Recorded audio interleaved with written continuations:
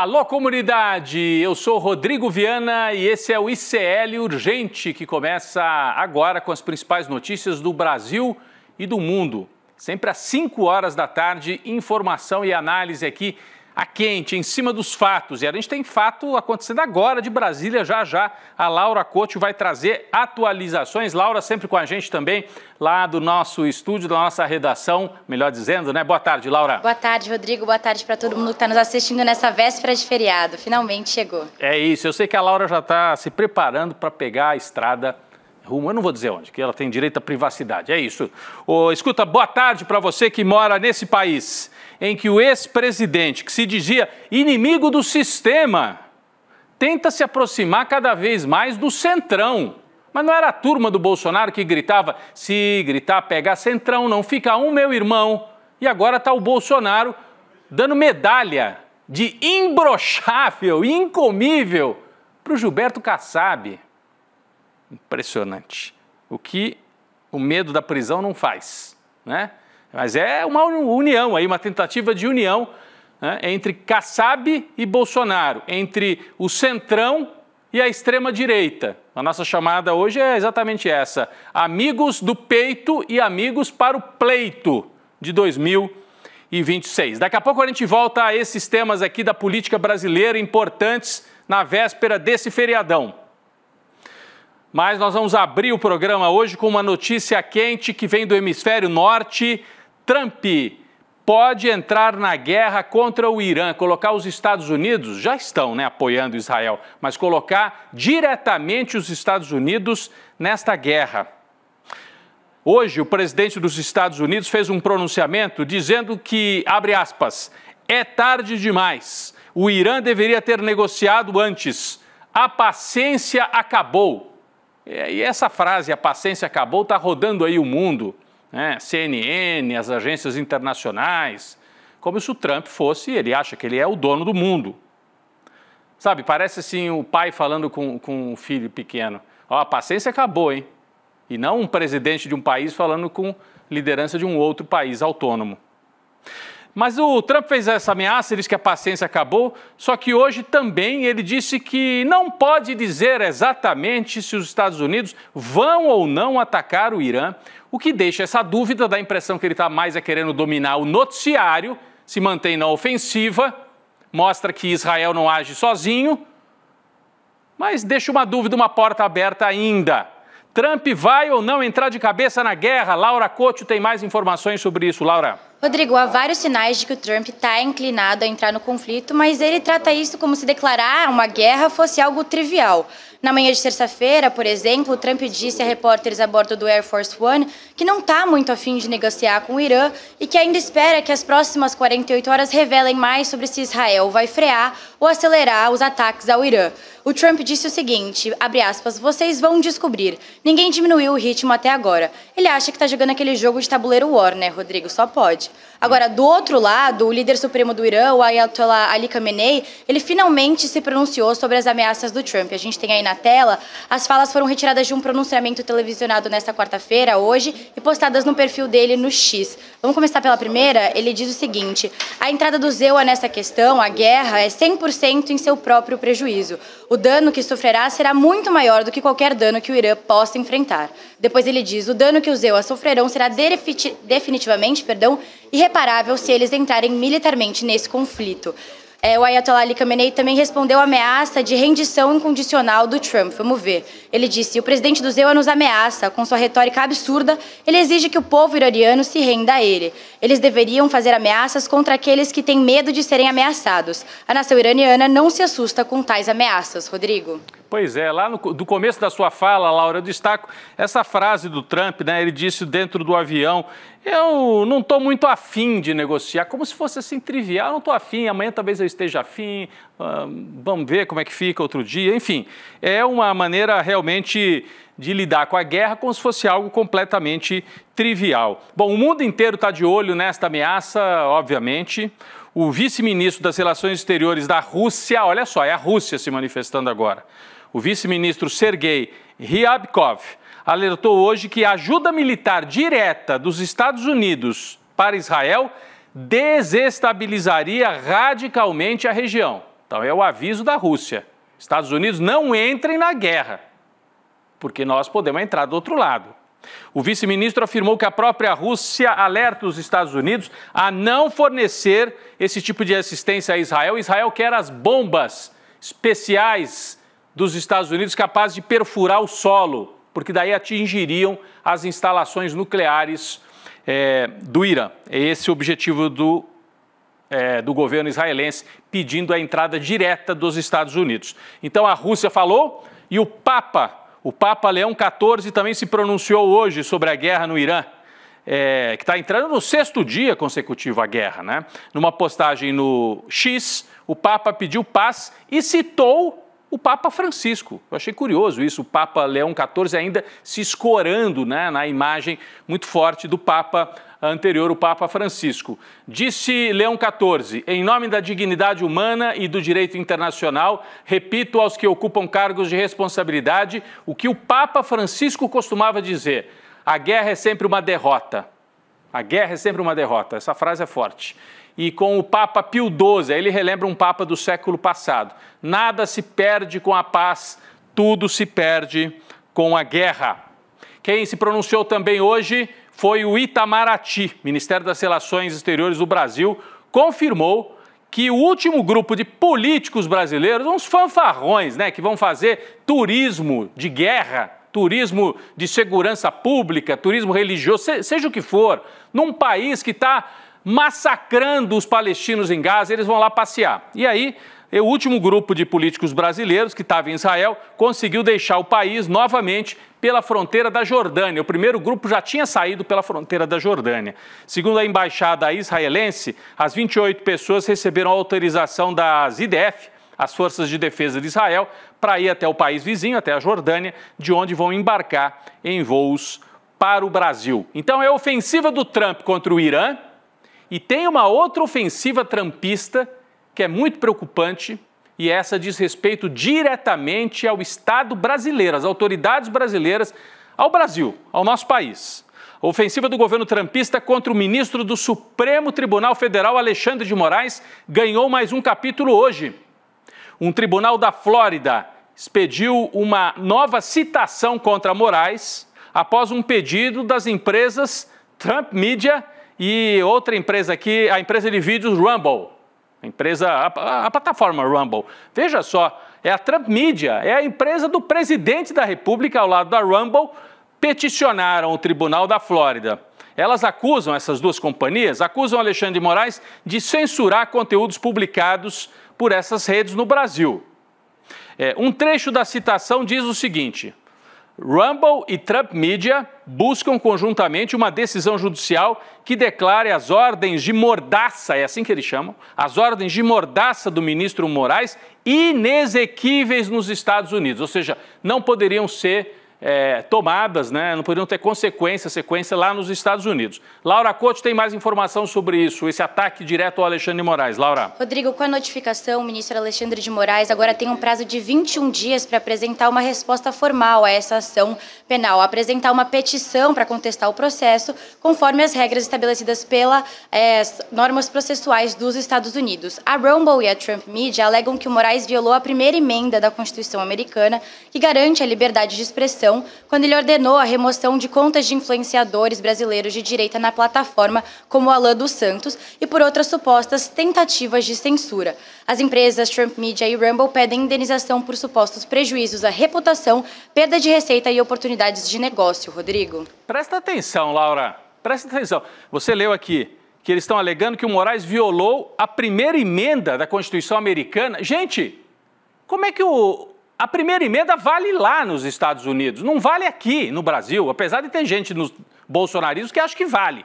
A primeira emenda lá dos Estados Unidos vale para eles.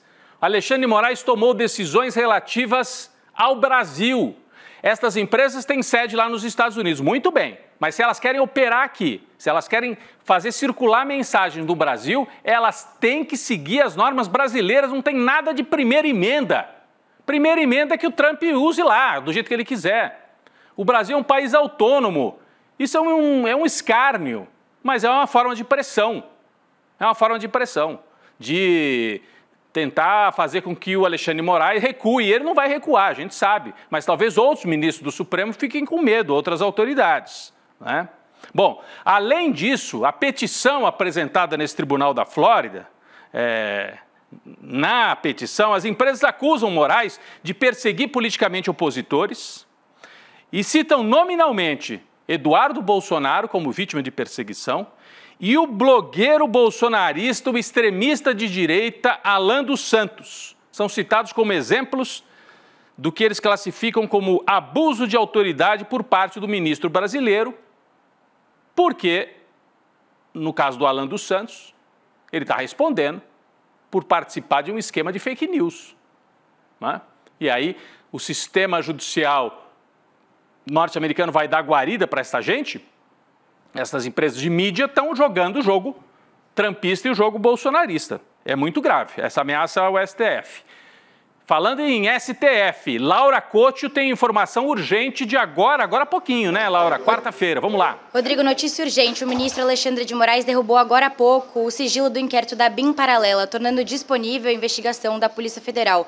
Ao todo, o inquérito tem 1.125 páginas. Segundo o Supremo, a decisão foi tomada depois da constatação de que parte do relatório vazou para a imprensa. A investigação da PF começou em 14 de março de 2023 e em 12 de junho de 2025, essa semana, a PF encaminhou o relatório final da investigação para o STF. Rodrigo. Então, importantíssimo aí a nossa equipe de olho em cima da notícia, né? Não é o caso do golpe de Estado, é o caso da BIM Paralela. O caso de golpe de Estado, nesse caso, já tem réus, aí mais de 30, inclusive o Bolsonaro. No caso da BIM Paralela, por enquanto, é indiciamento pela polícia. E o Alexandre de Moraes, né, que é a autoridade judicial, acaba de liberar, levantou o sigilo, a gente vai ter acesso a tudo que corre neste caso. E é por isso que o Bolsonaro está buscando se esconder atrás da saia do Kassab. Porque ele sabe, o Bolsonaro, que precisa de apoio, porque vai em cana pelo caso de golpe de Estado, e esse aí da BIM Paralela é mais um caso gravíssimo. Então ele está buscando se aproximar de gente aí no sistema, como ele costumava dizer, para ver se diminui os danos aí que ele vai sofrer no judiciário. Nós vamos voltar com mais informações sobre o caso da BIM Paralela, levantado o sigilo, todos os documentos, trocas de mensagem, áudios, tudo isso daqui a pouco no N2, nossa equipe trabalhando em cima destas informações. Hoje o STF formou maioria para aprovar segurança vitalícia a ministros da Corte, depois de se aposentarem, inclusive. O pedido veio do ex-ministro Marco Aurélio.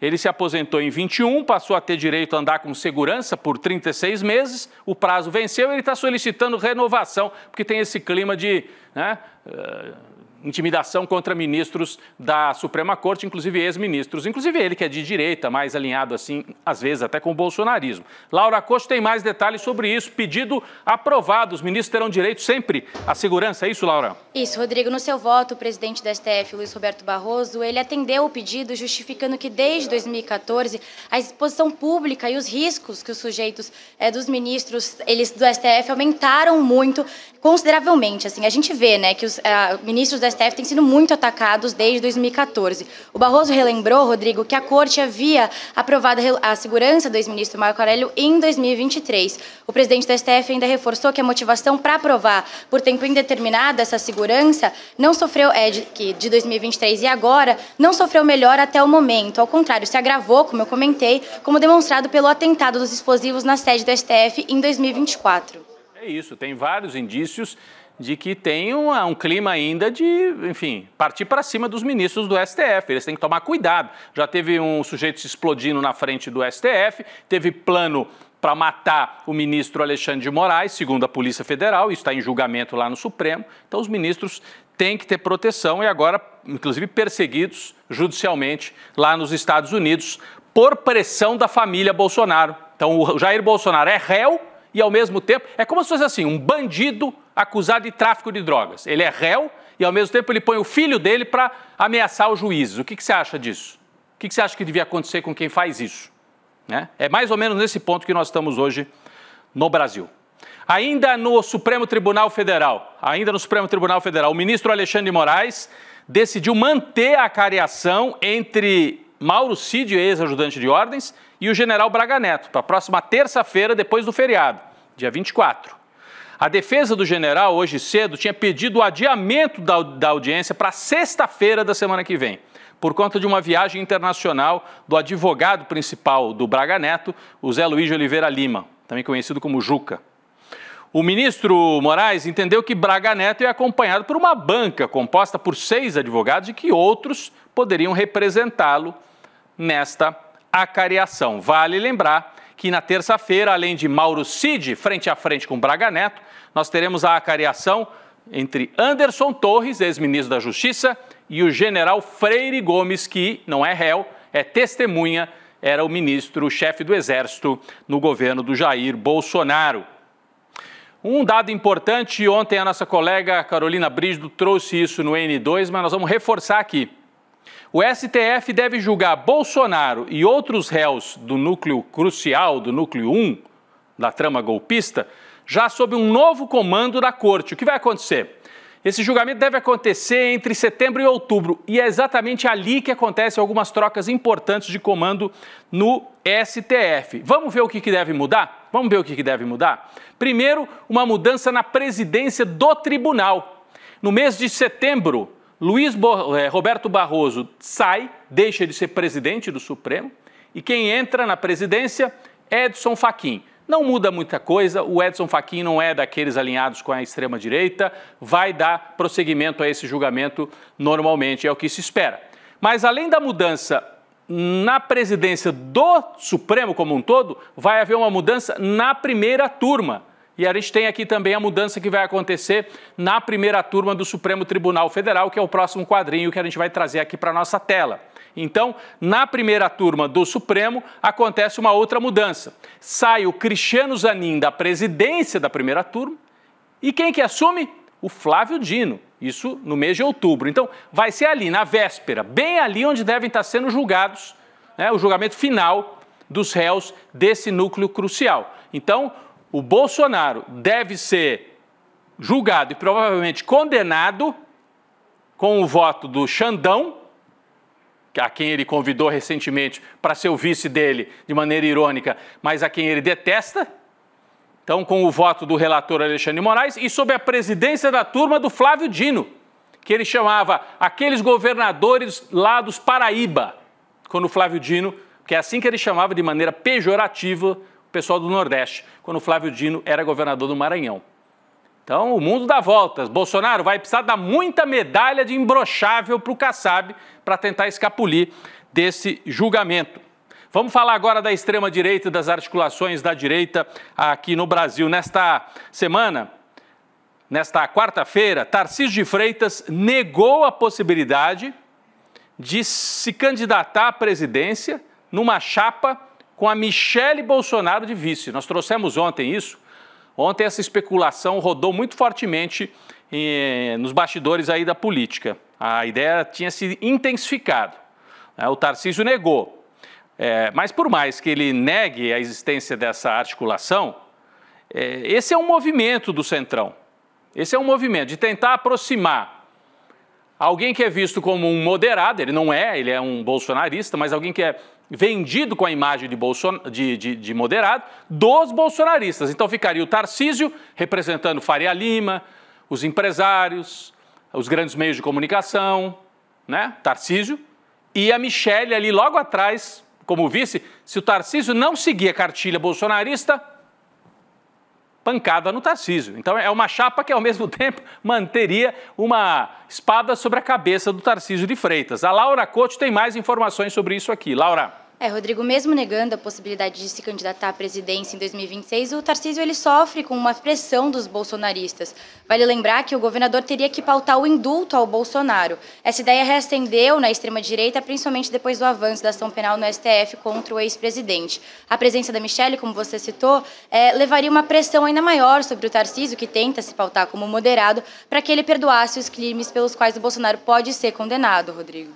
Muito bem, então nós vamos seguir acompanhando. Daqui a pouco vamos trazer mais detalhes, inclusive, sobre a entrega desta medalha do imbrochável aí, que é a tentativa de aproximação do Bolsonaro em relação ao Kassab. Mas eu queria trazer uma outra informação importante. Nós temos aqui na linha uma presença importante do deputado Paulo Pimenta, que está em Buenos Aires, porque o Partido dos Trabalhadores enviou o deputado federal Paulo Pimenta para a Argentina para participar de um ato em favor da ex-presidenta Cristina.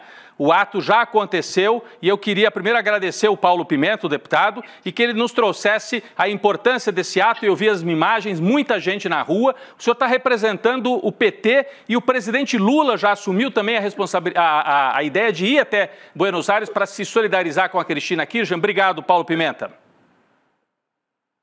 Olá, Rodrigo, prezados amigos e amigas. Eu estou aqui representando o Partido dos Trabalhadores, também a bancada federal do Partido dos Trabalhadores.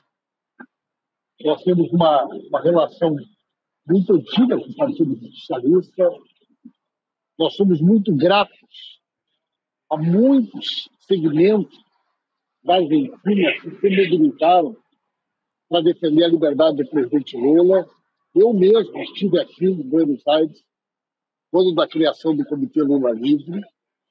E nós entendemos que existe um conjunto de semelhanças muito grandes entre o processo que nós vivemos da Lava Jato no Brasil e o processo que foi conduzido aqui pelo Poder Judiciário, com a participação do Ministério Público, que levou à condenação da ex-presidenta Cristina Kirchner. Muito bem. E o presidente Lula deve ir? O presidente Lula deve ir a Buenos Aires? O presidente Lula virá a Buenos Aires no dia 2 e 3 de julho, porque estará acontecendo a cúpula do Mercosul. E nesse dia o Brasil vai estar assumindo a presidência do Mercosul. E o presidente já manifestou que deseja, nesse período que estiver na Argentina, fazer uma visita à ex-presidenta Cristina Kirchner. Evidentemente que agora tem uma decisão judicial, isso vai depender de uma autorização, mas sim, é desejo do presidente Lula, e inclusive já disse isso para a própria Cristina, que é, quando estiver aqui na Argentina, ter a oportunidade de visitá-la pessoalmente. Muito bem, queria agradecer demais a participação. Enquanto o Paulo Pimenta falava com a gente, vocês viram aí na tela imagens dessa grande marcha de hoje dos peronistas, dos justicialistas. Estão falando em 500 mil pessoas. 500 mil pessoas na rua hoje, então foi uma marcha realmente muito forte. Extraordinária a presença de povo. Eu acho que a justiça vai acabar movimentando e ajudando a reunificar os peronistas contra o governo do Milei. Mas obrigado pela sua participação, Pimenta. Obrigado pela sua participação em direto de Buenos Aires. Rodrigo. Um abraço. Muito bem, ao vivo com o deputado Paulo Pimenta representando o PT e anunciando a ida de Lula para se solidarizar com a Cristina Kirchner num processo que lembra muito o que o próprio Lula sofreu aqui no Brasil, e a gente lembra como várias lideranças foram a Curitiba, e isso foi muito importante naquele período. Eu queria só retomar aqui, antes da entrada do Paulo Pimenta, a gente falava das movimentações na direita. Hoje o ex-presidente Bolsonaro entregou a sua infame medalha para Gilberto Kassab, aquela medalha dos 3 Is. Imbrochável, imorrível, incomível. O prêmio é reservado apenas para aliados mais próximos do Bolsonaro. Laura Couto, mais informações sobre isso.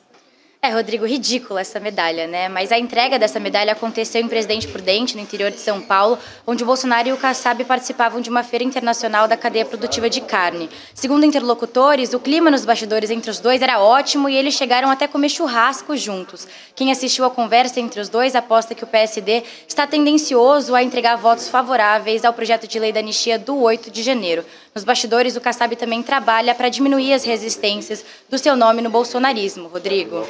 O PSD está com uma tendência, né, nesse sentido, uma tendência de dar votos favoráveis ao projeto da lei da anistia. Mas a essa altura, Laura, não é nem anistia, mas o que o Bolsonaro trabalha é para ter um presidente eleito que, né, depois da condenação dele, possa aprovar um indulto e depois enfrente o Supremo, como disse o filho Flávio Bolsonaro, inclusive pela força, se for necessário. Então, é uma movimentação para a gente ficar muito atento. Quem já ganhou essa medalha aí de imbrochável, olha só que listinha. Neymar Júnior, Javier Milei, Vítor Orbán, o extremista lá da Hungria, Ricardo Nunes, prefeito de São Paulo, e Nicolas Ferreira, condenado recentemente lá em Belo Horizonte. Só gente boa, só que não é bem assim, né? Só que não é bem assim. Pessoal, eu queria fazer um convite para vocês agora. Um convite muito especial. Vocês sabem que eu estive em Montevidéu no mês passado para acompanhar o velório do ex-presidente do Uruguai, Pepe Mujica. A gente cobriu, trouxe tudo ao vivo aqui para o ICL e ficamos lá mais alguns dias e aí trouxemos um especial, um programa especial, uma grande reportagem especial que vai ao ar hoje, o legado de Pepe Mujica. Não é? Entrevistamos ex-companheiros de luta, visitamos locais importantes lá para a vida do Mujica. Trouxe aqui um aperitivo e daqui a pouco a gente fala mais sobre esse especial que vai ao ar hoje, às 7 horas da noite aqui no ICL. Mas vamos assistir só um aperitivo aqui desse especial.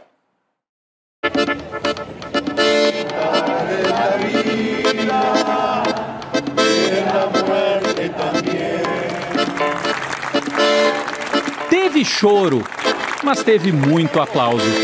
É uma despedida que tem muita tristeza, mas tem uma certa serenidade e em alguns momentos muito orgulho, inclusive de gente de fora do Uruguai. Não tem como dar tchau pra ele, que ele vai continuar aí, né? Durante 2 dias eu acompanhei de perto a multidão emocionada que se despediu de Pepe Mujica em Montevidéu. O velório atraiu estadistas e políticos, mas também veteranos da militância, gente simples do interior e muito jovens. Homens e mulheres da nova geração conectados com o velho líder. Somos milhões de Pepes. É um referente para todos. Era a despedida de um agricultor que foi também presidente, de um militante das causas humanistas e de um crítico do capitalismo que se transformou numa espécie de filósofo. Mujica não falava da política apenas como ciência do poder, mas como instrumento para viver melhor. Eu não hago uma apologia da pobreza. Estou contra a frivolidade e contra a tonteria. Essa é a parte que você talvez já conheça. Mas o ICL mergulhou na história profunda de Mujica, um homem ligado às tradições do campo e, ao mesmo tempo, ao Uruguai moderno, tudo misturado. Trazemos para você um especial sobre a herança política desse líder que marcou nossa época. O que fica para o futuro?